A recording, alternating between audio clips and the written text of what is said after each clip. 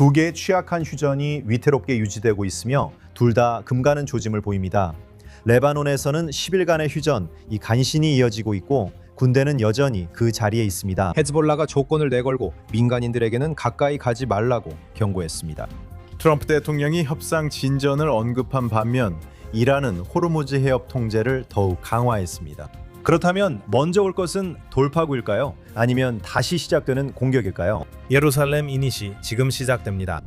JNS-TV 예루살렘 이니시에이터에 오신 걸 환영합니다.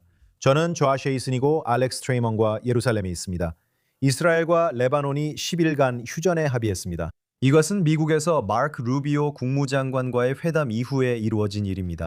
거기에는 이스라엘의 미국 대사인 이힐 라이테르와 레바논의 미국 대사인 나다 캄바데 무아웨드가 있었습니다. 현재 닷새째입니다. 10일간 휴전은 어떻게 진행되고 있습니까? 이 두 가지는 따로 생각해야 합니다. 첫째는 10일간의 휴전입니다. 두 번째는 현재 이스라엘과 레바논 사이에서 진행 중인 정치적 협상입니다. 물론 이 둘은 관련이 있지만 각각 따로 살펴볼 필요가 있습니다. 첫 번째로 10일간의 휴전이 있습니다. 10일간의 휴전은 현재 진행 중인 휴전, 즉 미국과 이란이 함께한 14일간의 휴전과 크게 연관되어 있습니다. 이란은 휴전에 레바논도 포함되기를 원한다고 말하고 있습니다. 이란은 적대 행위가 끝나면 이스라엘에 맞선 전방 전선을 어떻게든 유지할 수 있기를 바라고 있습니다. 그것이 바로 테러 조직 헤즈볼라로 사실상 레바논을 장악한 단체입니다. 그래서 한편으로는 대통령이 보장한 이 10일간의 과정이 있습니다. 그리고 우리는 심지어 대통령이 이스라엘이 폭격을 중단할 것을 요구했다는 트루스 소셜의 게시물과 트윗에 대한 보도도 봤습니다. 물론 그 요구는 10일간의 휴전 발표 이후에 나왔습니다. 그러니까 이미 이스라엘이 동의한 것에 대해 요구한 셈이죠. 하지만 그것은 미국이 레바논 문제를 핑계로 삼지 않고 이란과 협상할 수 있는 여지를 주기 위한 것이죠. 맞습니까? 미국은 이란과 협상하려는 시도에서 어떤 핑계도 원하지 않습니다. 그래서 레바논에서 이런 식으로 멈췄다가 다시 시작하는 상황이 벌어지는 겁니다. 물론 휴전은 정치적으로 민감한 문제입니다. 하지만 한편으로는 군사적으로도 가치가 있을 수 있습니다. 사람들은 미국과 이스라엘이 이란과 레바논을 상대로 한 군사작전에서 얼마나 많은 탄약을 사용했는지 종종 제대로 인식하지 못하는 것 같습니다. 휴전은 보급을 재정비할 수 있는 기회이며 공격을 받지 않는 상황에서 보급을 할 수 있는 시간입니다. 저는 북부 지역과 이스라엘의 다른 지역 사람들이 약 6주간의 지속적인 폭격 이후에 조용한 시기를 갖는 것이 편안하다고 생각합니다. 이란에서의 이 전쟁이 계속될 가능성이 여전히 높습니다. 레바논에서의 휴전이 무너질 가능성이 매우 높습니다. 하지만 워싱턴에서 진행 중인 이 정치적 협상이 어느 정도 방향성을 보여주고 있다고 말씀드릴 수 있겠습니다. 네타냐후 총리는 대규모 지상작전보다는 레바논과의 분쟁에서 벗어날 방법을 모색하고 있는 것으로 보입니다. 몇 분 후에 이스라엘의 휴전을 유지하고 레바논을 공격하지 말라고 요구한 트럼프 대통령의 발언으로 다시 돌아가고 싶습니다. 하지만 먼저 네타냐후 총리는 이스라엘 군대가 레바논에 계속 주둔할 것이라고 강조했습니다. 그곳에는 약 10km의 완충지대가 있습니다. 네타냐후 총리는 또한 헤즈볼라가 무장 해제되어야 한다고 말했습니다. 이 영상을 함께 보시죠. 우리에겐 레바논과 역사적인 평화협정을 맺을 기회가 있습니다. 트럼프 대통령은 저와 레바논 대통령을 초대해서 이 협정을 추진하려고 합니다.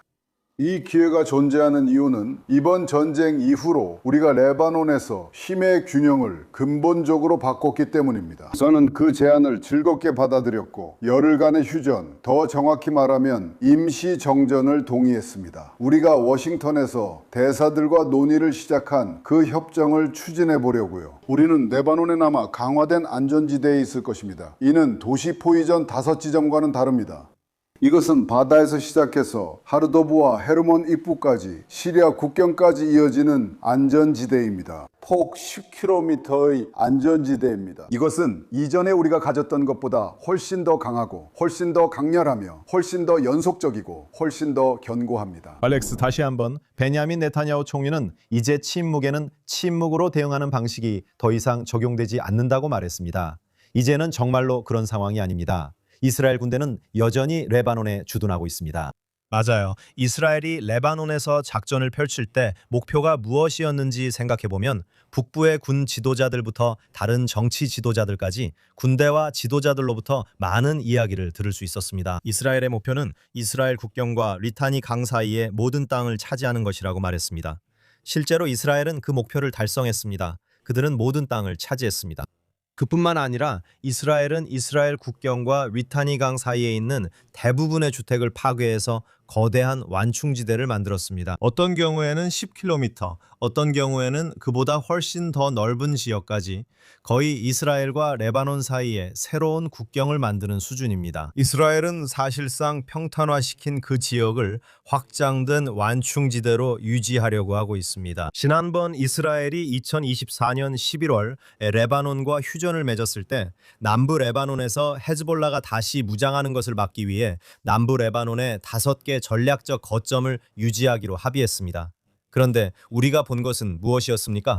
그들은 이 5개의 전략적 거점을 가지고 있었지만 무기와 다른 헤즈볼라 요원들의 장비가 다시 남부 레바논으로 이동하는 움직임이 있었습니다.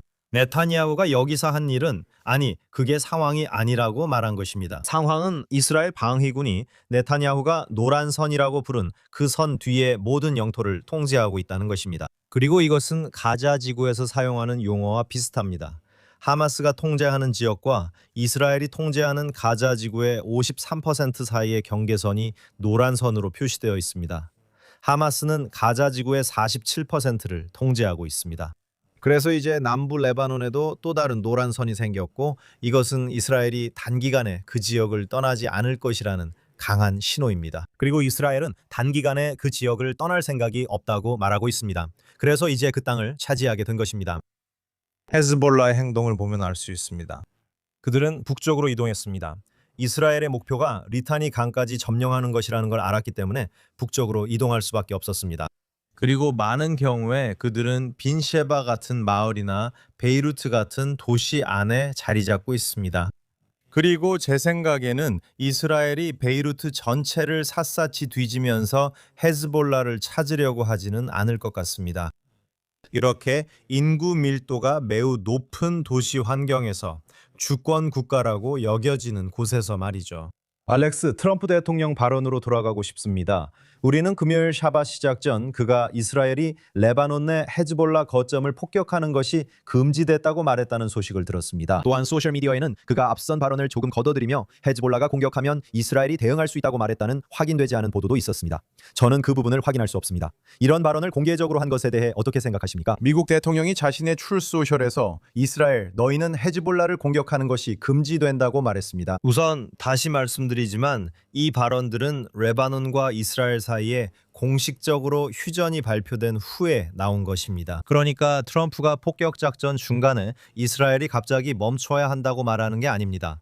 이제 더 이상 폭격이 허용되지 않는다는 뜻이 아닙니다. 이스라엘은 이미 휴전에 동의했고 그 후에 트럼프 대통령이 큰 소리를 치고 있는 것입니다. 트럼프는 이란에 자신이 이스라엘을 제지할 수 있음을 보여주려는 것 같고 이스라엘도 나를 좀 말려줘, 나는 언제든 나갈 준비가 되어 있어 라는 입장이라 나쁘지 않다고 생각합니다. 트럼프는 내가 그들을 붙잡고 있다고 하지만 실제로는 열흘 동안만 붙잡고 있는 거죠. 즉 열흘 휴전입니다. 이제 저는 이 레바논과의 휴전이 연장될 가능성이 높다고 생각합니다. 하지만 트럼프가 말한 것과 이스라엘의 약속에 관해서는 단지 열흘간의 기간만을 이야기하는 겁니다. 그리고 이스라엘도 테러리스트 움직임이 보이거나 임박한 위협이 있을 경우에는 공격할 권리를 보유한다고 밝혔습니다. 그리고 미국 관리들이 트럼프 대통령과는 다소 상반된 입장을 보이면서 실제로 휴전 조건이 그렇다고 밝히는 것도 봤습니다. 헤즈볼라가 이스라엘의 안보나 방위를 위협한다고 이스라엘이 느끼는 움직임을 보인다면 그런 경우에는 공격할 것이라고 했습니다. 하지만 이스라엘이 하지 않을 것은 우리가 휴전 직전에 봤던 것과 같은 대규모 공습 작전을 시작하는 일입니다. 이스라엘이 10분 만에 170개가 넘는 표적을 타격했던 적이 있었는데 이는 이스라엘이 지금까지 벌인 가장 짧은 시간 내 최대 규모의 공습이었습니다. 그래서 트럼프는 이스라엘이 더는 그렇게 못한다고 말한 것입니다. 만약 헤즈볼라가 국경 쪽으로 움직이기 시작한다면 이스라엘이 자국의 안보 이익을 지키기 위해 반드시 공격할 것이라고 100% 확신할 수 있습니다. 우리는 지금 휴전 상태입니다, 알렉스. 하지만 북부 국경의 한 지방자치단체장은 이런 일이 일어나선 안 된다고 했습니다. 그는 이것을 다음 학살을 기다리는 사형 선고라 불렀다고 밝혔습니다. 실제로 이스라엘 군인 2명이 사망했습니다. 한 명은 몇 분 전에 발표되었고 또 한 명은 주말 동안에 사망했습니다. 주니 바라크 칼폰, 40세 공수여단 소속 군인입니다. 그래서 휴전이 있지만 여전히 2명의 군인이 사망했습니다. 그들은 주말 동안 2명의 군인이 사망했다고 말했습니다. 아마도 휴전을 위해 설치된 지뢰를 밟은 것으로 보입니다. 그래서 이것은 우리가 확인해야 할 부분입니다. 그리고 저는 그것이 여기서 고려해야 할 부분이라고 생각합니다. 한편으로 당신이 언급한 것처럼 북쪽의 지도자들은 자신들의 마을이 완전히 폭격당했고 더 이상 헤즈볼라가 존재하길 원하지 않습니다. 이제 네타냐후 총리가 한 일은 전쟁 이전에 헤즈볼라가 약 15만 개의 로켓과 미사일을 보유하고 있었고 이것들이 이스라엘 전체를 강타할 수 있었다는 점을 제시한 것입니다. 그리고 이스라엘의 추정에 따르면 그것들은 약 90% 정도 줄어들었습니다. 그들은 이스라엘 국경에서 더 뒤쪽으로 물러났습니다. 나도한 테러리스트들과 함께 국경을 넘어 10월 7일과 같은 방식으로 이 북부 지역 사회에 공격을 가할 가능성도 있습니다. 이제 그들은 레바논 이스라엘 국경 근처 어디에도 존재하지 않습니다. 그리고 이 지역 마을들은 남부 레바논에 있었죠. 이스라엘 방위군 이 집들에 들어가 보면 사실상 모든 집이 창고로 사용되고 있다는 것을 발견했습니다. 돌격 소총, RPG, 대전차 미사일을 보관하는 데 사용되고 있었습니다. 그래서 이스라엘은 그 집들을 완전히 파괴했습니다. 이제는 더 이상 국경 근처에서 대전차 미사일이나 RPG, 직접적인 공격이 이 마을들로 날아드는 위협이 없어졌습니다. 이스라엘은 지금 이 시점에서 베이루트에 들어가 집집마다 수색을 시작하지는 않을 것입니다. 이건 가자 지구에서의 상황과는 다릅니다. 가자 지구에서는 전체 지역이 테러 조직인 하마스에 의해 통제되고 있습니다. 레바논 내부에서는 레바논이 주권 국가여야 합니다. 하지만 지금 그 주권은 헤즈볼라에 의해 침해되고 종속되었습니다. 헤즈볼라는 통치 구조의 일부이지만 전체를 구성하지는 않습니다. 레바논 대통령은 헤즈볼라의 일원이 아닙니다. 레바논 총리는 헤즈볼라와 연결되어 있지 않습니다. 사실 레바논은 기독교인 수니파, 시아파가 거의 3분의 1씩 나누어 있는 나라입니다. 이제 시아파는 헤즈볼라를 지지합니다. 수니파는 헤즈볼라를 지지하지 않고 기독교인들도 아마 레바논 내에서 수니파나 시아파를 지지하지 않을 것입니다. 그래서 이 나라는 헤즈볼라를 내보내고 싶어 합니다. 이 나라는 정치에서 헤즈볼라가 빠지기를 간절히 원하고 있습니다. 그들은 헤즈볼라가 레바논에서 군사 세력이 되는 것을 원하지 않습니다. 그 결과가 무엇일지 알기 때문입니다. 그것은 그 나라 안보에 위협이 됩니다. 그들이 이스라엘을 공격하면 이스라엘이 레바논을 맹폭할 것이기 때문입니다. 그래서 이제 휴전 협상에 대한 문제도 있습니다. 이스라엘은 레바논과의 휴전을 선언하고 있지만 레바논이라는 국가 자체는 이스라엘을 공격하고 있지 않습니다. 이스라엘을 공격하는 것은 헤즈볼라라는 단체이고 헤즈볼라라는 단체는 당사자가 아닙니다. 휴전 당사자가 아니라는 겁니다. 그래서 알렉스, 그게 문제입니다. 20년간 레바논 정부는 헤즈볼라를 무장 해제하지 않았거나 원하지 않았습니다. 이스라엘과 레바논의 직접 대화에 대해 어떻게 생각하십니까? 다시 말하지만 휴전이 영구적이라는 뜻은 아니지만 레바논 정부가 입장을 바꿨다고 생각하십니까? 그들이 실제로 20년 만에 헤즈볼라에 대해 필요한 조치를 취할 거라고 보십니까? 저는 제2차 레바논 전쟁이 끝난 이후를 말하는 겁니다. 그때 이미 헤즈볼라를 처리했어야 했습니다. 하지만 그렇게 하지 않았습니다. 레바논 정부가 헤즈볼라를 제거할 능력이 없다는 건 분명하죠. 그들은 자신들만이 유일한 군대가 되기를 원합니다. 그들은 헤즈볼라가 군대보다 더 강한 세력으로 존재하는 상황을 원하지 않지만 그렇게 할 능력이 없습니다. 이제 우리는 대통령 아윤의 발언을 들었습니다.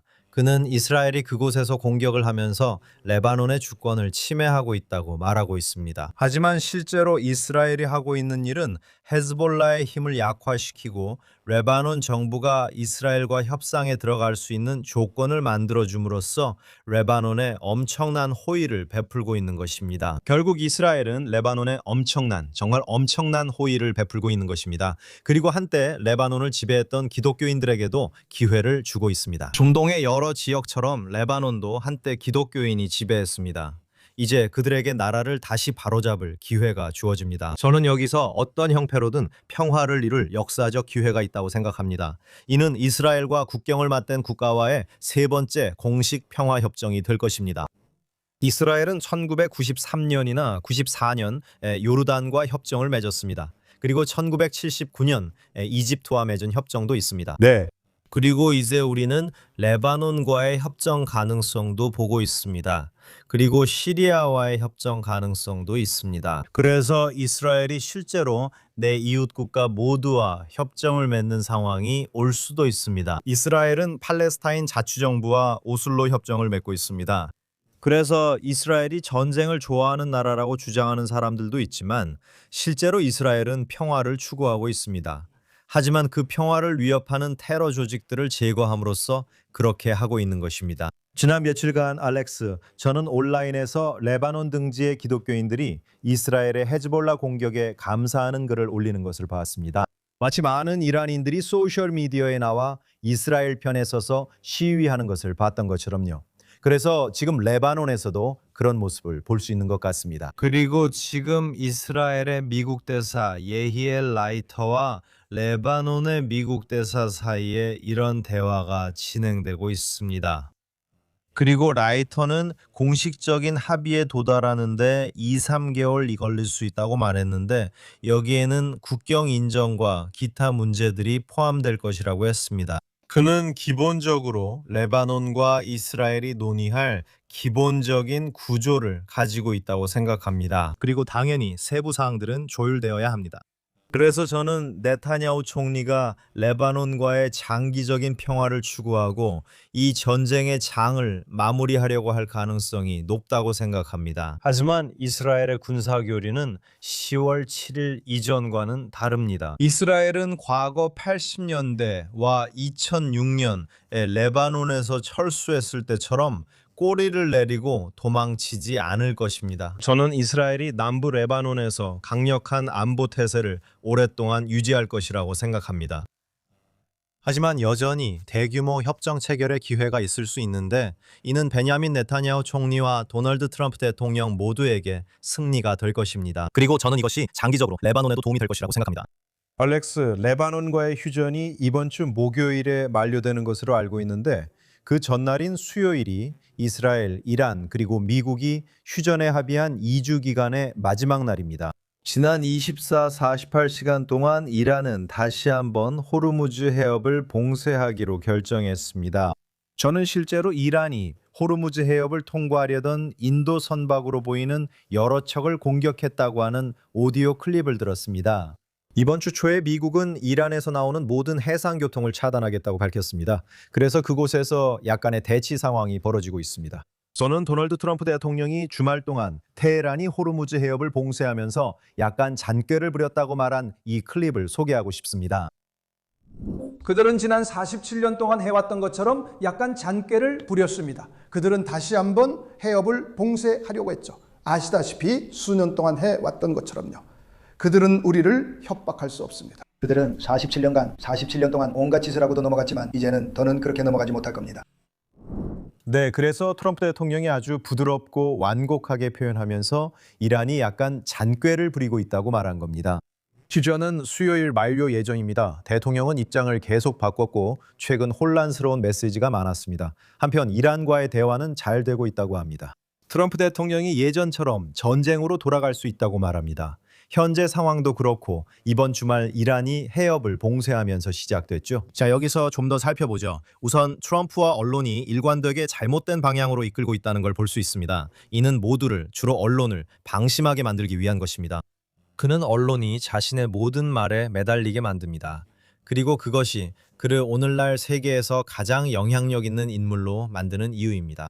한편으로는 2주 전 내가 너희를 완전히 폭격해서 암흑시대로 돌려보내겠다고 말했죠. 또 한편으로는 오늘 그들이 호르무즈 해협을 봉쇄하며 수작을 부린다고 말합니다. 이제 이란이 호르무즈 해협을 봉쇄했을 때 전쟁을 지지하지 않는 사람들이 이제 와서 트럼프 대통령이 그들이 호르무즈를 봉쇄할 거라는 걸 몰랐다고 말하죠. 이란인들이 여기서 미국 대통령을 능가했습니다. 이건 정말 말도 안 되는 일입니다. 왜냐하면 미국과 이란 사이에 전쟁이 벌어진다면 어떤 전문가든 가장 먼저 이란이 호르무즈 해협을 봉쇄할 수 있다고 말할 테니까요. 이제 대통령이 말합니다. 좋아, 네가 호르무즈 해협을 봉쇄하고 싶어? 그럼 나도 호르무즈 해협의 해상 봉쇄를 하겠다. 그리고 그 조치는 이란 선박이 이란 내에서 석유를 실어 이란의 동맹국들, 즉 중국, 러시아, 그리고 그 밖에 석유를 보내고 싶은 곳 어디든 수출하는 것을 막는 것입니다. 그래서 트럼프는 이제 모든 수출과 수입을 금지하고 있습니다. 즉 그는 봉쇄에 대해 다시 봉쇄를 하고 있는 셈입니다. 그리고 나서 사람들은 트럼프가 이제 이란인들을 능가했다고 말하는 걸 볼 수 있습니다. 이런 시나리오들은 모두 이미 시뮬레이션 된 것들입니다. 분명히 트럼프 대통령이 지금 당장 일어나야 한다고 말한 두 가지가 있습니다. 아니, 세 가지라고 합시다. 첫 번째는 핵무기를 추구하지 않겠다는 약속입니다. 두 번째는 이미 이란 내에서 농축된 우라늄에 대해 미국이 접근하기를 원한다는 점입니다. 그건 반드시 강제로 이뤄질 필요는 없습니다. 그건 부드럽게, 그러니까 조심스럽고 세심하게 이뤄질 수 있습니다. 이건 방사성 물질이고 다루기 어려운 점이 많습니다.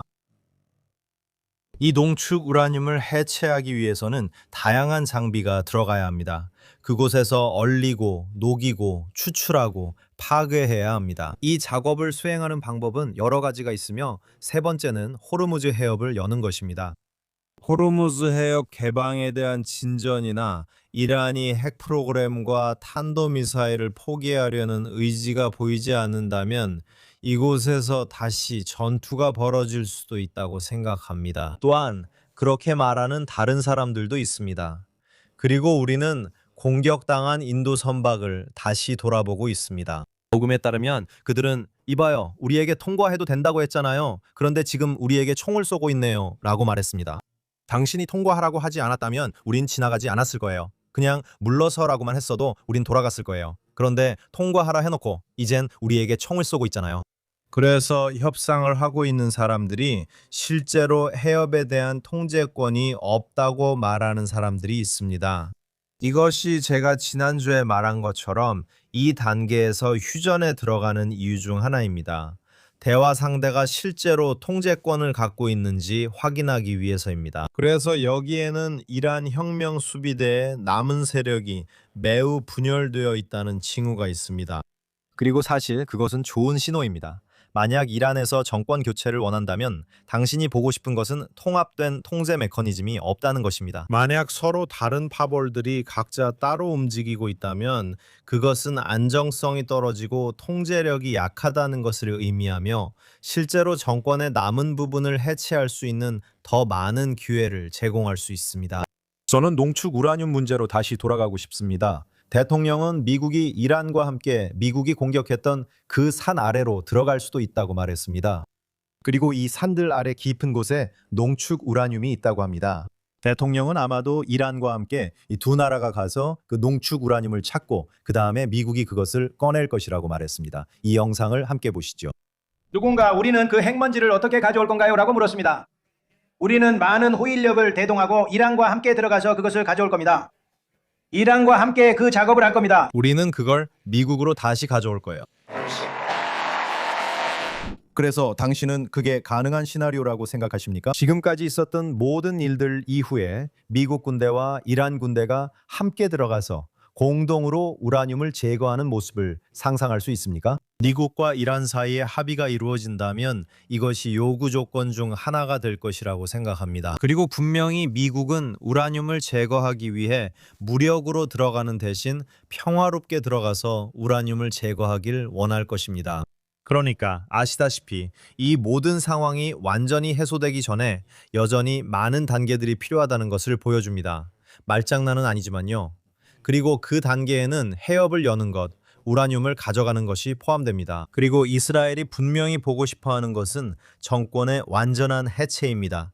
하지만 미국은 그것이 그들의 목표라고 말한 적이 없습니다. 물론 그들은 이스라엘이 최고 지도자 알리 하메네이와 이란 체제의 여러 인물들, 알리 라리자니, 혁명 수비대 IRGC 수장들, 그리고 다른 인물들을 공격하는 것을 승인했습니다. 그래서 그들은 이스라엘의 정권 교체 목표를 승인한 것처럼 보이지만 그것을 자신들의 목표로 삼지는 않았습니다. 그리고 어쩌면 미국 입장에서는 그것이 현명한 선택이었을 겁니다. 왜냐하면 만약 정권 교체라는 목표에 실패하더라도 그건 우리의 목표가 아니었다. 그건 이스라엘의 목표였다라고 말할 수 있기 때문입니다. 모사드 수장 데이비드 바니가 이스라엘이 정권을 더 불안정하게 만들 계획이라고 말한 것을 들으셨을 겁니다. 이제 문제는 실행 방법입니다. 그리고 우리가 다시 한번 본 것은 F-35 전투기로는 지상에 있는 기관총을 이길 수 없다는 점입니다. 몇 차례 이스라엘 드론이 포위된 검문소를 공격하는 모습을 봤습니다. 이 무기들은 훨씬 더 작습니다. 그래서 어쩌면 이스라엘은 앞으로 이란 국민들이 다시 시위를 시작하면 드론을 보내서 이런 포위된 검문소를 타격할 계획이 있을지도 모릅니다. 또한 우리는 대통령이 이란에 총기를 들여오려고 했지만 실패했다는 다소 암시적인 발언을 했던 것을 기억합니다. 그는 그들이 누구인지 언급하지 않았지만 대부분 이라크 쿠르드족이 그 무기를 들여오지 않은 것으로 보입니다. 그래서 반대 세력 인사들에게 무기를 제공함으로써 이란 내부의 불신과 혼란을 조장하려고 할 수도 있습니다. 그것이야말로 이 정권을 무너뜨릴 수 있는 유일한 방법일 것입니다. 그러니까 이 이야기는 분명히 끝나지 않았지만 제 생각에는 미국 대통령이 이 분쟁의 군사적 부분에서 벗어날 방법을 찾고 있다는 점을 알 수 있습니다. 네, 이란이 산박에 하는 일과 트럼프 대통령이 말한 이란이 교묘하게 행동하고 있다는 점에 대해 말씀드리면 그렇습니다. 그것이 또 다른 갈등으로 이어질 수도 있습니다. 그래서 저는 여기서 또 다른 갈등이 일어날 가능성, 꽤 높은 가능성이 있다고 생각합니다. 그리고 그 갈등이 어떤 모습일지는 모르겠습니다. 미국이 페르시아만 깊숙이 있는 카르그 섬을 점령하는 것일 수도 있고 아니면 미국이 다시 한번 진지하다는 것을 보여주기 위해 다른 공격을 하는 것일 수도 있습니다. 기억하세요. 미국은 중동에 매우 강력한 군사태세를 갖추고 있습니다. 함선 내에서 세탁실 화재가 발생해 수리 작업을 거친 뒤 운용에서 제외됐던 USS 제럴드 포드함이 이제 다시 이 지역으로 돌아오고 있습니다. 그래서 이 지역에는 미 해군 항공모함 전단 3개이 배치될 것이고 우리가 봤던 것처럼 해병대 병력도 1만 명 이상이 될 수 있습니다. 그래서 미국은 여전히 공격 태세를 유지하고 있습니다. 추가 공격이 있을 수도 있지만 저는 우리가 점점 긴장 완화 전략으로 가고 있다고 생각합니다. 긴장을 완화하기 전 한 번 더 긴장을 높여야 할 수도 있습니다. 알렉스, 이것이 트럼프 대통령의 기만 전술 일부라고 하셨죠? 사람들이 직접 보길 바랍니다. 먼저 여기 트럼프 대통령이 폭탄이 다시 떨어질 수도 있다고 말하는 영상이 있습니다. 그 영상을 함께 보시죠. 수요일에 휴전이 끝날 때까지 합의가 이루어지지 않으면 휴전을 연장하실 건가요? 아니면 다시 공격을 시작하실 건가요? 연장은 안 할 수 있지만 봉쇄는 계속됩니다. 연장하지 않을 수도 있어 봉쇄가 계속되고 안타깝게도 다시 폭탄을 떨어뜨려야 할 것 같습니다. 그래서 트럼프 대통령의 그 영상을 보셨죠? 그리고 이번 주 초에 그가 했던 발언으로 바로 넘어가 보겠습니다. 그는 이란이 정말 간절하게 합의를 원한다고 말했습니다.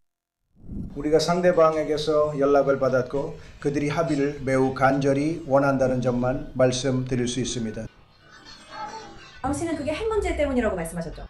그건 핵 문제 때문입니다. 네, 좋아요. 당신이 듣고 있는 것 같네요. 이란이 절대 핵무기를 갖지 못하게 하겠다는 것입니다. 이란 기억하세요. 이란은 핵무기를 갖지 못할 것입니다. 그들도 동의할 거라고 생각합니다. 저는 거의 확신합니다. 사실 확신합니다. 만약 그들이 동의하지 않으면 합의는 없습니다. 절대 합의는 없을 겁니다. 그래서 알렉스, 트럼프 대통령이 최근에 폭탄이 다시 떨어질 수도 있다고 말한 겁니다. 하지만 이번 주 초에는 트럼프 대통령이 휴전 연장에 대해 이야기했었죠. 어쩌면 필요하지 않을 수도 있다고, 전쟁이 완전히 끝날 수도 있다고 말했습니다. 기억하세요. 최근에 대통령이 이란과 협상에 들어간 사례가 2번 있었습니다. 첫 번째는 6월에 이스라엘이 공격하면서 끝났습니다. 그것이 바로 12일 전쟁 Rising Ryan 작전이었고 그 뒤를 이어 미국의 Midnight Hammer 작전과 포드 핵 원자로 폭격과 나탄즈 폭격으로 마무리되었습니다. 약 7주 전에 이런 협상이 있었는데 그때 대통령이 이란인들에게 10일 안에 합의에 도달하라고 했지만 그들은 합의에 이르지 못했습니다. 이어 미국은 에픽 퓨리 작전을 시작했고 대통령은 이란인들에게 14일의 기한을 주겠다고 밝혔습니다. 우리는 미국 부통령 JD 벤스가 협상을 위해 파키스탄에 간 것을 봤습니다.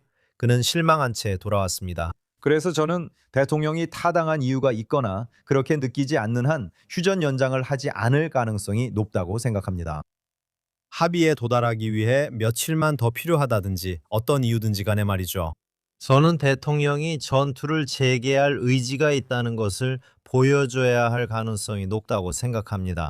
지금 여러 가지 이유로 우리가 언급했듯이 대통령은 이 분쟁의 군사적 부분에서 벗어나고 싶어 한다고 생각합니다. 처음부터 그는 아마도 4주에서 6주 정도를 예상하고 있었다고 생각합니다. 이란 내에서의 공습작전이었습니다. 그렇다고 해서 그 작전이 시간적으로 제한되어 있다는 뜻은 아닙니다. 목표가 있습니다. 그리고 그 목표가 더 빨리 달성된다면 작전도 더 일찍 끝납니다. 목표 달성이 좀 더 오래 걸린다면 작전도 더 길어질 수 있습니다. 동시에 여기서 이란이 대통령을 진지하게 받아들이지 않는다면 네타냐후 총리가 찾은 유일한 협상 방법은 공격을 받으면서 협상하는 것입니다. 그래서 아마도 합의를 이루기 위해 잠시 멈추는 이 개념은 진정으로 올바른 방법론이 아닐 수도 있습니다. 사람들이 실제로 당신이 원하는 대로 움직이게 만드는 유일한 방법은 공격을 받게 하는 것입니다. 그가 이란이 합의를 원한다고 말했을 때 맞아요. 그들은 집중 타격을 받고 있을 때 정말 합의를 원했습니다. 압박을 멈추면 이란인들에게 더 많은 지렛대를 주게 됩니다. 그들은 당신이 다시 싸우지 않을 거라 생각하기 때문입니다. 알렉스, 미국과 이스라엘 관계에 대해 이야기해 봅시다. 알렉스, 우리는 전쟁 내내 두 나라 사이에 틈이 없음을 계속 강조해 왔죠. 트럼프 대통령은 주말 동안 이스라엘에 대해 강한 찬사를 보냈습니다. 그는 이스라엘이 용감하고 대담하며 충성스럽다고 말했습니다. 미국의 중부사령부 센트컴도 이번 전투에서 이스라엘만큼 든든한 파트너는 없었다고 밝혔습니다. 그 클립을 함께 보시죠. 그리고 이스라엘만큼 든든한 파트너는 없었어요. 세계 최고의 공군 4곳, 즉 이스라엘 공군, 미 공군, 미 해군 항공대, 그리고 미 해병대 항공대가 함께 모여 우리 군의 목표를 거듭해서 달성하고 뛰어넘었습니다. 지난 2주 동안 2번이나 이스라엘 국방참모총장과 만나 우리가 긴밀하게 협력하고 있는지 확인했습니다. 그리고 우리는 그렇게 하고 있습니다. 알렉스, 미국 정부와 군 최고위층에서 이스라엘 국가에 대해 강한 찬사를 보냈다는 사실을 알 수 있습니다. 그래드 쿠퍼 장군은 센트컴을 이끄는 인물로 이스라엘의 든든한 우군입니다. 그는 정말 대단했습니다. 그의 전임자 카릴라도 정말 대단했습니다. 그리고 실제로 이스라엘이 미국에 가져다주는 가치를 가장 높이 평가하는 곳이 바로 센트콤입니다. 왜냐하면 그들이 바로 이스라엘이 전달하는 정보를 처리하는 사람들이기 때문입니다. 지금 유럽에서 벌어지고 있는 일을 보세요. 대통령은 유럽인들에게 얼마나 화가 났는지 계속해서 보여주고 있습니다. 미국이 비용을 지불하고 있는 스페인 같은 나라의 영토에 있는 공군기지조차도 미국이 사용하지 못하게 하고 있습니다. 영국이 미국을 허용하기 전에 잠시 멈추는 모습을 보셨죠? 미국이 디에고 가르시아와 다른 공군기지를 이용하는 것에 대해 잠시 멈추는 모습을 보셨죠? 그리고 이스라엘이 정말로 말한 대로 행동한다는 걸 알 수 있습니다. 브래드 쿠퍼도 그것을 인정하죠. 저는 미국 대통령이 정말로 이 점을 인식하고 있다고 생각합니다.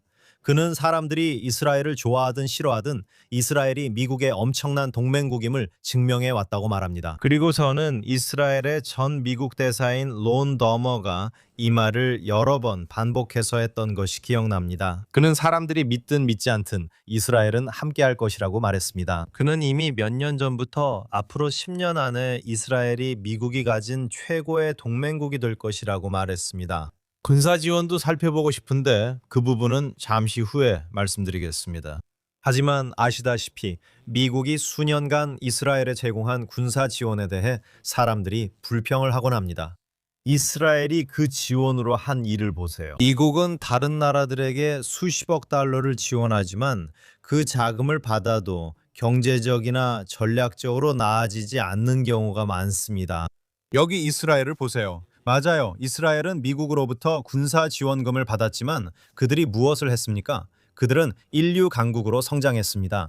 그리고 미국이 전쟁에 참여하자, 무언가를 하자고 말할 때 이스라엘은 어깨를 나란히 하며 함께합니다. 그리고 보시다시피 대통령은 이스라엘이 자국의 조종사와 장비를 위험에 빠뜨리면서까지 필요한 일을 하려는 의지에 대해 축하하고 있습니다. 미국만 힘든 일을 맡지 않고 이스라엘도 적극 나섭니다. 브래드 쿠퍼는 이스라엘의 든든한 우군이었고 그 역시 이를 잘 압니다. 이스라엘 무기 지원에 대해 이야기해 봅시다. 미국 상원은 이번 주 이스라엘 중화기 판매 중단 제안을 부결했습니다. 많은 이들이 비록 부결됐지만 40명의 민주당 상원의원, 이 이스라엘 무기 판매 중단을 지지한 것이 가장 큰 뉴스라고 말합니다. 장갑, 불도저, 중폭탄 등 여러 무기에 대해 이야기하고 계십니다. 이제 40명의 민주당 상원의원들, 이 이스라엘에 대한 특정 지원을 중단하고 싶다고 말하는 이 사실을 어떻게 보십니까? 이건 이스라엘에 대한 지원이 아닙니다. 우리는 이스라엘에 대한 군사 지원에 대해 이야기하는 것이 아닙니다. 우리는 무기 판매에 대해 이야기하고 있습니다. 그래서 이건 완전히 다른 문제입니다. 그렇죠? 아마도 이 시점에서는 정당한 논쟁이 있을 수 있습니다. 특히 이스라엘이 얼마나 강력한지 증명한 이후에는요. 이제 이스라엘이 군사 지원이 필요 없다고 말할 수도 있겠죠. 그들은 미국 국고에서 이스라엘로 넘어가는 38억 달러가 필요하지 않습니다. 참고로 그 38억 달러 중 8억 달러 전부가 미국 내에서 미국 장비를 구입하는 데 사용됩니다. 장비입니다. 매우 중요한 점입니다. 그래서 이것은 미국 방위산업체에 대한 직접적인 보조금입니다. 하지만 이스라엘이 그 보조금이 필요 없다고 하더라도 이스라엘은 미국에서 구매해야 한다고 말할 수 있습니다. 좋아요. 이스라엘이 자기 돈으로 미국에서 무기를 사도록 하세요. 여기 40명의 민주당 상원의원이 있습니다. 그리고 민주당이 오랫동안 친이스라엘 정당이었다는 것을 기억하세요. 미국 유대인들, 그들 중 많은 사람들이 진보적이었고 민주당을 이스라엘의 강력한 지지자로 여겼습니다. 항상 공화당은 이스라엘의 충실한 지지자가 되지 않을 것이라고 생각했습니다. 그리고 이제는 상황이 완전히 바뀌었죠. 비록 지금은 다시 일부 변화가 일어나고 있지만요. 하지만 이 상원 의원들 중 40명은 이스라엘의 군사 장비조차 판매하지 말아야 한다고 말하고 있습니다. 그리고 어떤 군사 장비에 대해 이야기하냐면 일부는 중형 폭탄입니다. 450kg짜리 중폭탄 12,000개에 대해 이야기하고 있습니다. 하지만 또 D9 불도저 판매에 대해서도 이야기하고 있습니다. 불도저가 가자 지구에서 집을 무너뜨리는 데 사용됐다고 말하고 있죠. 그래서 우리는 판매하지 않겠다는 겁니다. 우리는 이스라엘이 미국에서 불도저를 사는 것을 허락하지 않을 겁니다. 네, 그래서 그건 무서운 일입니다. 그리고 우리가 본 사람은 제이크 설리번이었습니다. 저는 우리가 그 클립을 가지고 있는지 모르겠지만 그는 그 40명의 민주당 상원의원들 이 올바른 결정을 내렸다고 생각한다고 말했습니다. 사실 저는 이 결의안들에 대한 투표를 고민하던 여러 의원들에게 이야기한 적이 있습니다. 3월에 휴전이 깨진 이후 현재 상황을 보면 이스라엘의 무기 지원을 중단하자는 투표는 충분히 신뢰할 만한 입장입니다. 저는 그 입장을 지지할 것입니다. 이제 네타냐후가 트럼프 대통령을 전쟁에 끌어들인 이후 민주당원들 사이에서 이게 공통된 주장이 되고 있습니다. 그러니까 트럼프 대통령이 전쟁에 끌려 들어가는 것을 지지하지 않는다면 미국을 전쟁에 끌어들인 나라가 공격용 무기를 갖는 것도 지지하지 말아야 합니다. 불도저 판매조차 지지하지 말아야 합니다. 그래서 저는 그게 정말 무서운 상황이라고 생각합니다. 그리고 이것은 다시 한번 이스라엘이 최대한 많이 비축해야 한다는 증거입니다. 이스라엘에게는 매우 다행스러운 일입니다. 63명의 상원의원, 이 판매를 허용하는데 찬성표를 던진 것으로 알고 있습니다. 그들은 이스라엘에 대한 무기 판매를 막으려는 이 제안을 거부하거나 거부권을 행사하려 했지만 결국 이 제안을 기각했습니다. 무기 판매에 반대한 상원의원은 40명이었습니다. 존 패터먼을 포함한 7명의 상원의원, 이 이스라엘에 대한 무기 판매를 계속하는데 찬성표를 던졌습니다. 그리고 공화당 의원이 63명 정도였던 것 같습니다. 계산이 맞나요? 맞는 것 같네요. 그러니까 이스라엘에 무기를 판매해도 된다고 말한 거죠. 그래서 이스라엘이 해야 할 일은 상원과 하원, 그리고 행정부가 아직 이스라엘을 지지하는 이 시기에 약 2년 반 정도의 기간 동안 해야 할 일입니다. 비축하세요. 최대한 많이 비축하고 다음 전쟁을 위해 무기고를 가득 채우세요. 언젠가는 반드시 필요하게 될 테니까요. 그리고 동시에 무기뿐만 아니라 미사일 방어 체계, 심지어 불도저까지도 가능한 한 빠르게 역량을 개발해야 합니다. 이 장비를 인도든 아프리카든 어디에서든 다른 나라에서 조달할 수 있는 방법을 찾아야 합니다. 왜냐하면 미국이 장기적으로 이스라엘에 군사 지원을 해주거나 심지어 무기를 판매해 줄 것이라고도 기대할 수 없기 때문입니다. 알렉스, 저는 이 40명 민주당 상원 의원들에게만 집중하고 싶습니다. 저는 이 상원 의원들이 실제로 목숨을 위험에 빠뜨리고 있다고 주장하고 싶습니다. 바로 이스라엘 방위군 병사들의 생명입니다. 그들은 기본적으로 가자 지구에 있는 테러 거점이나 건물들을 철거하는 데 필요한 불도저조차 제공하지 않겠다고 말하는 셈입니다. 그리고 그들은 기본적으로 이스라엘 군인들의 생명을 위험에 빠뜨리라는 말이나 다름없습니다.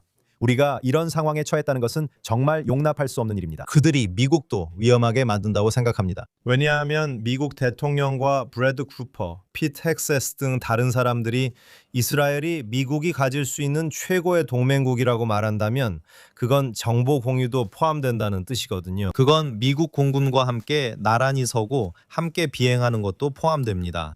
만약 미국이 이스라엘을 등지고 우리는 공개 시장에서조차 당신들에게 팔고 싶지 않다고 말한다면 이스라엘이 우리는 기꺼이 사고 훌륭한 고객이 되겠다고 해도 그건 동맹을 산산조각 낼 겁니다. 그리고 저는 이 민주당 상원 의원들도 그 목적이 미국과 이스라엘의 동맹을 파괴하는 것임을 알고 있다고 생각합니다. 궁극적으로 아메리카 퍼스트라면 동맹국이 필요합니다. 유럽은 더 이상 미국의 동맹국임을 증명하지 못하고 있습니다. 곧 이에 대해 이야기하겠습니다. 네, 그 얘기로 넘어가야겠네요. 네. 하지만 아시다시피 아메리카 퍼스트는 아메리카 혼자라는 뜻이 아닙니다. 사람들이 아메리카 혼자를 아메리카 퍼스트로 본다면 미국은 외로운 처지에 놓일 수 있습니다. 그러니까 여기서 말씀하시는 건 이탈리아이고 2003년에 이스라엘과 체결한 양해각서 MOU를 취소한 것에 대한 이야기군요. 예, 그 양해각서는 방위산업 및 조달 정책, 방위 군사 장비의 수입, 수출, 운송에 관한 협력의 틀을 제공했습니다. 그래서 이탈리아, 즉 조르자 멜로니 총리가 이끄는 이탈리아는 이스라엘과의 이 양해각서를 갱신하지 않겠다고 밝혔습니다. 그들은 대기 중입니다. 바로 그겁니다. 실제로 이것이 무엇을 의미하는지에 대한 의문이 있습니다. 제 말은 그 성명은 매우 대담한 것이고 의도한 대로 주목을 받고 있습니다. 멜로니가 말한 것은 두 나라 간의 무기 협정을 취소하겠다고 한 것이 아닙니다. 그녀가 한 말은 자신이 하고 있는 일은 계약서의 조항을 중단하는 것이라고 했습니다. 그 조항은 양해각서가 자동으로 갱신되도록 하는 것이었습니다. 지금 이 양해각서가 바로 직전에 자동으로 갱신됐다는 여러 보도들이 있습니다. 그녀가 그렇게 말했다는 것은 양해각서가 갱신되었다는 의미입니다. 그리고 앞으로 5년 후에는 자동 갱신이 되지 않을 것이라고 그녀는 말하고 있습니다. 즉 갱신이 이루어지기 전에 반드시 심의를 거쳐야 한다는 의미입니다. 그래서 실제로는 여기에는 아무것도 없을 수도 있습니다. 우리는 이스라엘 외무장관인 기돈 차르가 두 나라 사이에 실제로 구체적인 무기 협정은 없고 단지 양해각서라는 일반적인 틀이 있을 뿐이라고 답변한 것을 보았습니다. 그리고 야이르 라피도와 약간의 신경전이 있었습니다. 히브리어로 이스라엘이 이탈리아를 잃었다고 보여주면서 이탈리아가 유럽에서 우파 지도부였고 심지어 유럽의 우파 지도부조차도 이스라엘로부터 등을 돌리고 있다고 말했습니다. 하지만 여기서 볼 수 있는 것은 곧 선거를 앞둔 멜로니가 실제로는 서유럽, 프랑스, 스페인, 영국 쪽으로 방향을 틀려고 하고 있다는 점입니다. 왜냐하면 다른 많은 곳들과 마찬가지로 그녀가 우파이긴 하지만 국민들은 이스라엘을 그다지 지지하지 않기 때문입니다. 저도 로마 거리에서 직접 나치 문양을 본 적이 있습니다. 여기가 꼭 친유대 국가인 것은 아니죠. 그래서 멜로니가 이제 다시 방향을 틀고 일종의 태도를 보여주고 있는 겁니다. 그들의 입장 표명이 세부적인 내용에 근거하지 않더라도 멜로니는 이스라엘이 이탈리아에서 원하는 그런 동맹이 되지는 않을 것이라는 겁니다. 유럽에 계속 머물러 봅시다. 가능하다면 알렉스, 우리가 지난주에 녹음할 때 헝가리에서 선거가 있었고 현직인 빅토르 오르반이 그 선거에서 패배했습니다. 지금 말씀하시는 건 유럽에서 이스라엘의 가장 강력한 동맹국 이야기입니다. 이제 헝가리의 새 지도부가 들어서면서 그 관계가 어떻게 변할지입니다. 네, 빅토르 오르반은 네타냐후의 가장 강력한 동맹이었습니다. 오르반은 또한 트럼프의 유럽 내 가장 강력한 동맹이기도 했습니다. 피터 머저르는 보수주의자입니다. 그는 빅토르 오르반의 정당 출신이지만 빅토르 오르반만큼 유럽연합에 적대적이지는 않을 것이라고 밝혔습니다. 그러니까 그는 반부패 후보, 반독점 후보로 나섰고 오르반의 정당이 언론을 사실상 독점하고 민주주의의 견제와 균형을 약화시켰다고 말했습니다. 하지만 그 자신은 보수주의자입니다. 그리고 페테르 머저르는 실제로 선거가 끝난 지 며칠 만에 네타냐후 총리와 통화를 했습니다. 그리고 머저르는 심지어 초대까지 했습니다. 네타냐후에게 헝가리에 방문해달라고 초대까지 했습니다. 그리고 국제형사재판소가 베냐민 네타냐후에 대한 체포영장을 발부한 후에 네타냐후가 빅토르 오르반을 만나기 위해 헝가리를 방문했던 것을 기억하실 겁니다. 그리고 그때 오르반은 헝가리가 국제형사재판소에서 탈퇴한다고 발표했고 네타냐후에게 유럽에 안전하게 입국할 수 있다고 약속했습니다. 아마도 네타냐후가 유럽에서 체포의 위협 없이 착륙할 수 있었던 유일한 곳 중 하나였을 것입니다. 그리고 네타냐후가 헝가리에서 미국으로 돌아올 때 혹시라도 다른 유럽 국가들이 그 비행기가 자국 영공에 들어오면 착륙을 명령할 수 있다는 두려움 때문에 다른 유럽 국가들의 영공을 통과하지 않았습니다. 페테르 머저르가 이스라엘의 든든한 우군이 될지는 아직 두고 봐야 합니다. 그는 헝가리와 이스라엘의 관계를 해치려는 의도가 없다고 여러 번 반복해서 밝혔습니다. 그리고 헝가리에는 유럽 전체에서 세 번째로 큰 유대인 공동체가 살고 있습니다. 그리고 대체로 유럽에서 가장 안전한 유대인 공동체이기도 합니다. 우리는 마자르가 최근 선거 과정을 거치면서 헝가리 유대인 공동체의 주요 인사들과 4차례 만남을 갖고 그 공동체를 보호하고 안전하게 지키겠다고 약속했다는 것을 알고 있습니다. 그래서 마자르가 초기에 내놓은 많은 발언들은 그가 유대인들이 헝가리에서 안전하게 남아있기를 원한다는 것을 보여주는 것 같습니다. 그는 헝가리가 유럽을 방문할 때 안전하게 지내고 싶은 이스라엘 관광객들에게 계속해서 목적지가 되기를 원합니다. 그리고 그는 이스라엘과 긴밀한 양자 관계를 유지할 의지가 있습니다. 하지만 그렇다고 해서 마자르가 유럽연합에서 제기되는 반이스라엘 법안이나 정책을 자동으로 거부권을 행사할 것이라는 의미는 아닙니다. 이스라엘은 빅토르 오르반에게 이런 부분을 의존할 수 있었지만 마자르는 그렇지 않을 수 있습니다. 알렉스, 지난 몇 달 동안 우리는 분명히 이란에 대해 많이 이야기했습니다. 헤즈볼라, 레바논에 대해서도 이야기했지만 이 전쟁에는 또 다른 전선이 남아 있습니다. 바로 가자 지구입니다. 이스라엘 방위군 병력이 여전히 가자 지구의 약 53%를 통제하고 있습니다. 이번 주에는 미국 고위 관리들이 카이로에서 하마스와 직접 회담에 참여했습니다. 미국 측 대표는 아리아 라이트스톤으로 그는 데이비드 프리드먼 대사가 이스라엘에 있을 때 프리드먼 대사의 수석 고문이었습니다. 하마스 테러 조직과 미국 간의 이러한 직접 회담, 즉 휴전에 관한 직접 회담에 대해 우리는 어떻게 해석할 수 있을까요? 그런데 하마스는 여전히 무장 해제할 의사가 없다고 밝혔습니다. 이는 우리가 휴전 합의의 여러 단계를 거치면서 많이 이야기했던 부분입니다. 우선 여기서 하마스와 협상하는 사람이 스티브 윗코프와 제red 쿠슈너가 아니라는 점이 흥미롭습니다. 이스라엘에서 우리가 아주 잘 아는 아리아 라이트스톤입니다. 말씀하신 대로 그는 프리드먼 대사의 비서실장이었습니다. 저는 그가 매우 공감한다고 말하고 싶습니다. 데이비드 프리드먼의 이스라엘 견해와 매우 일치합니다. 그는 오랜 친구였고 네타냐후 총리와도 좋은 관계라고 생각합니다. 아마도 네타냐후 총리는 이 시점에서 위트코프나 쿠시너보다 라이트스톤을 조금 더 신뢰할 수도 있습니다. 이런 점들을 고려해야 합니다. 하지만 위트코프가 이번 협상의 그 부분을 완화시켰습니다. 분명한 것은 국제 안정화군이 아직 실현되지 않았다는 점입니다. 하마스는 자신들의 무장을 유지하겠다고 요구하고 있습니다. 그들은 무장 해제에 동의하지 않고 있습니다. 하지만 무장 해제가 이루어지지 않으면 가자 지구 내에서 어떤 재건도 이루어지지 않을 것이라는 점을 알 수 있습니다. 이스라엘이 그렇게 요구하고 있습니다. 가자가 비무장화될 뿐만 아니라 탈급진화도 이루어져야 합니다. 하지만 현재로서는 그런 징후가 전혀 보이지 않습니다. 그리고 하마스와 가자 주민들은 10월 7일 공격과 이 20개 조항을 휴전 협정을 지키지 못한 결과로 자신들이 초래한 재앙 속에 갇혀 있습니다.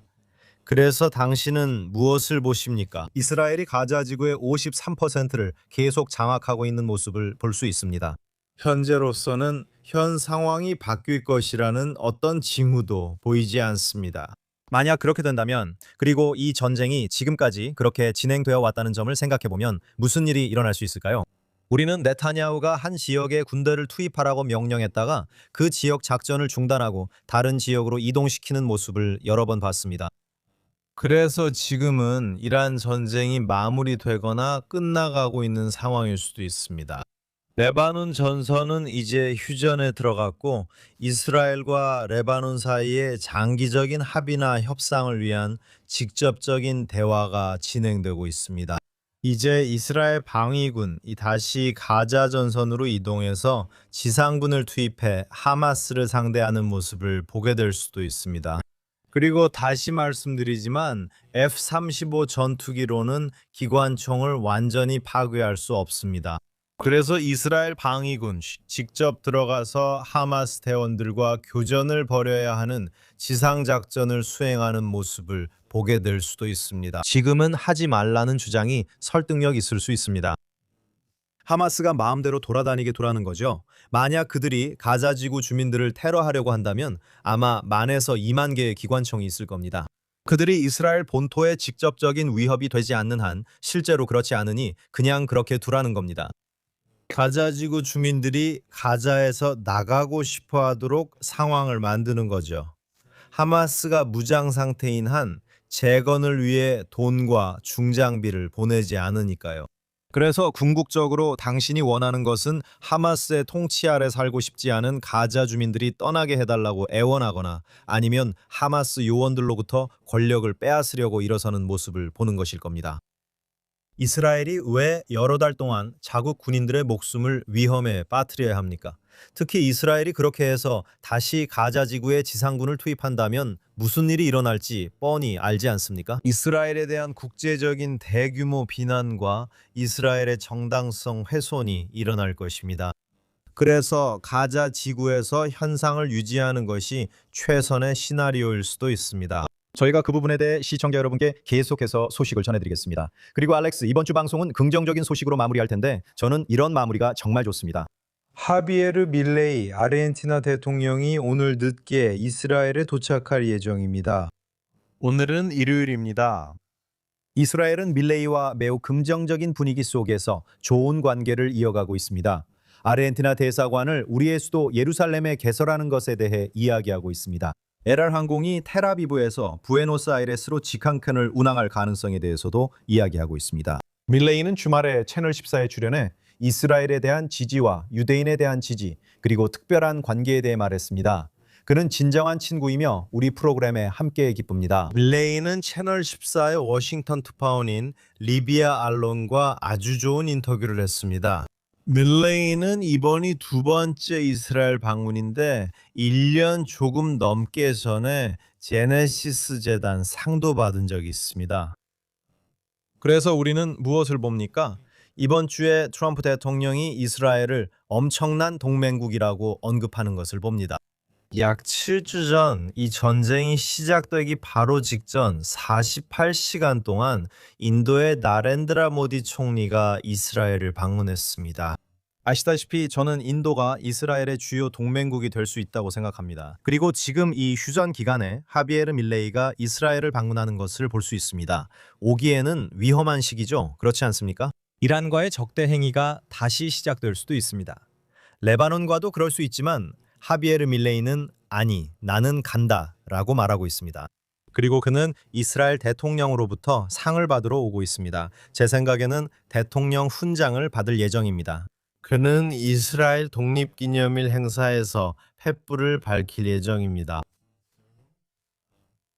그러니까 이스라엘은 세계에서 꽤 강력한 동맹국들이 있다는 걸 알 수 있습니다. 서유럽 국가들처럼 제가 보기엔 자기 파괴 모드에 들어간 나라들조차도 그렇습니다.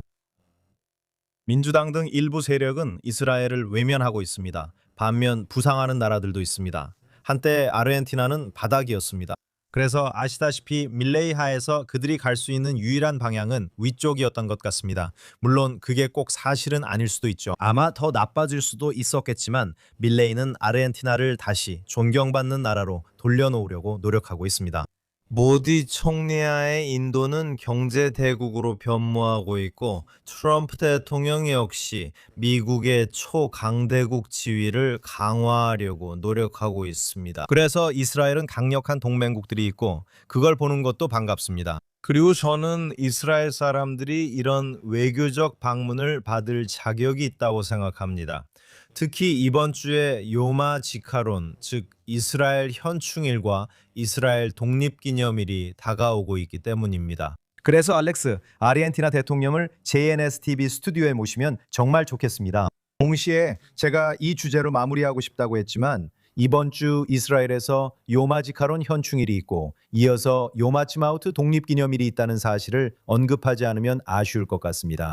그리고 이 한 주는 정말 강렬하고 감정적인 시간입니다. 전 세계 어디에서도 찾아볼 수 없는 가장 낮은 슬픔에서 가장 높은 기쁨으로 넘어가는 특별한 주간이라고 할 수 있습니다. 여기 몇 가지 통계가 있습니다. 안타깝게도 제가 알기로 1940년대 초반부터 지금까지 25,644명의 군인들 이 목숨을 바치며 최고의 희생을 했습니다. 이 숫자에는 테러 희생자들도 포함되어 있습니다. 지난 1년 동안에만 170명의 이스라엘 방위군 군인들이 전투에서 목숨을 잃었고 79명이 테러 공격으로 사망했습니다. 이스라엘에서 감정이 북받쳤던 한 주였습니다. 현지에서 현충일과 독립기념일을 직접 경험하지 않으면 그 감정을 설명하기 어렵습니다. 네, 우선 지난 2년 반 동안 특히 10월 7일 이후로 정말로 롤러코스터 같은 시간이었습니다. 많은 갈등과 불안이 있었습니다. 그래서 이건 국민의 군대이기 때문입니다. 이곳은 시민들이 예비군으로 소집되는 국민군입니다. 아들, 남편, 형제, 자매들이 군대에서 복무하고 있습니다. 사랑하는 사람을 전쟁터로 보낼 때마다 모두가 불안해집니다. 그리고 사람들은 그 불안과 함께 살아가야 합니다. 그리고 지난 한 해 동안 170명이 사망하는 것을 보았습니다. 더 많은 사람들이 부상을 입었습니다. 그리고 때로는 중등도 부상이라고 불려도 아주 심각한 부상입니다. 중등도 부상도 사실 매우 심각하고 때로는 인생을 완전히 바꿔놓는 부상이기도 합니다. 이 전쟁을 치르면서 수백 명, 아니 어쩌면 수천 명에 달하는 사지절단을 겪은 사람들과 그 밖에 고통받는 사람들이 생겨났습니다. 그리고 여기 이스라엘에서는 추모일과 독립기념일이 바로 이어지는 아주 독특한 전환점이 있습니다. 한 날이 끝나면 바로 다음 날이 시작되죠. 저는 이것이 매우 다르다고 생각합니다. 이 내용은 오래전 JNS에서 쓴 것입니다. 미국에서는 대부분의 미국인들이 실제로 전투에 파병된 사람을 직접 아는 경우가 거의 없다고 생각합니다. 또 누군가를 안다 해도 실제 전투에 파병된 사람을 여러 명 아는 일은 드뭅니다. 물론 많은 사람들이 그렇긴 하지만 전반적으로 보면 대다수의 사람들은 실제 전투에 직접 관여하지 않습니다. 그들의 사랑하는 사람들도 실제 전투에 참여하고 있지 않습니다. 그리고 미국의 메모리얼 데이에는 물론 참전 용사들의 퍼레이드나 이와 비슷한 행사들이 있고 각 마을마다 기념식이 열립니다. 하지만 다시 말해서 이런 행사에 참여하지 않는 대부분의 미국인들에게 메모리얼 데이가 무엇이냐고 묻는다면 메모리얼 데이는 대규모 세일이 벌어지는 쇼핑의 날입니다. 2개를 사면 하나를 무료로 주는 날이죠. 야구 경기가 열리는 날이기도 합니다. 인디애나폴리스 502 열리는 메모리얼 데이 주말이죠. 그래서 이번 주말은 3일 연휴입니다. 뉴저지에서 사람들이 처음으로 저지쇼 해변으로 내려가는 시기이기도 하죠. 그러니까 이번 주말은 3일 연휴입니다. 그리고 여기 이스라엘에서는 우리의 독립이 사랑하는 이들과 군인들의 피로 이루어졌다는 것을 우리는 잘 알고 있습니다. 그리고 이 나라에 사는 모든 사람들은 지금 이 순간에도 실제 전투에 참여 중인 많은 사람들을 모르는 사람이 없습니다. 실제 전투에서 목숨을 잃은 사람을 알지 못하거나 그런 사람의 죽음으로 인해 영향을 받지 않은 사람, 혹은 테러 공격으로 인해 사망하거나 다친 사람을 한 명도 모르는 사람이 없습니다. 네, 그래서 현충일은 매우 엄숙하고 정말로 진지한 날입니다. 그리고 그 직후에 바로 이 독립기념일이 이어집니다. 그래서 우리는 이 죽음들이 헛되지 않았다는 것을 인정합니다. 또한 이 희생들이 이스라엘의 주권을 얻기 위해 치러진 대가였다는 것도 의미합니다. 그리고 안타깝게도 우리는 여전히 우리의 독립을 위해 군인들의 목숨으로 대가를 치러야 합니다. 왜냐하면 우리는 여전히 국경 너머와 심지어 국경 안에도, 즉 우리 국경 주변과 내부에도 이런 적들이 계속 존재하기 때문입니다. 그리고 저는 모든 이스라엘 사람들이 한 해에서 다음 해까지 전투 중에 사망한 군인이 단 한 명도 없었다고 말할 수 있는 날을 고대하고 있다고 생각합니다. 이것이야말로 우리가 진정으로 바라는 것입니다. 하지만 우리는 이 엄숙한 날에서 이 독특한 축제로 넘어가게 됩니다. 저는 이스라엘에서 이 독립기념일이 7월 4일보다 훨씬 더 의미 있는 날이라고 말하고 싶습니다. 그리고 여러분은 이스라엘 전역에서 사람들이 바베큐를 하고 축하를 하며 그리고 오랜만에 처음으로 모든 전선에서 휴전이 이루어져 포격 없이 이런 축제를 즐기고 있는 모습을 보게 될 것입니다. 그리고 바라건대 그 평화가 장기적으로 계속되길 바랍니다. 오늘 여러분께 의미 있는 현충일, 욤 하지카론, 이스라엘 독립기념일이 되길 바랍니다. 이번 주 제루살렘 미느는 여기까지입니다. 여기는 JNS 뉴스 특파원 조아셰이슨입니다. 예루살렘 JNS TV에서 알렉스 트레이먼과 함께하고 있습니다. 이곳에서 뒤에서 수고해 주시는 분들께 감사 인사를 전하고 싶습니다. 아놀드 로갈렌터가 콘솔을 맡고 있습니다. 유리 스베레츠키, 스테이션 매니저, 프로듀서, 잭 시커먼, 라이언 위시츠, 바바라 카메노브입니다. 다음 주 JNS TV에서 뵙겠습니다. 구독도 잊지 마세요. JNS가 JNS TV에서 제공하는 컨텐츠를 구독하고 슈퍼 땡스를 눌러주세요. 이스라엘, 중동, 전 세계 유대인 사회 소식은 jns.org에서 확인하세요. 좋은 한 주 되세요. 다음 주에 뵙겠습니다.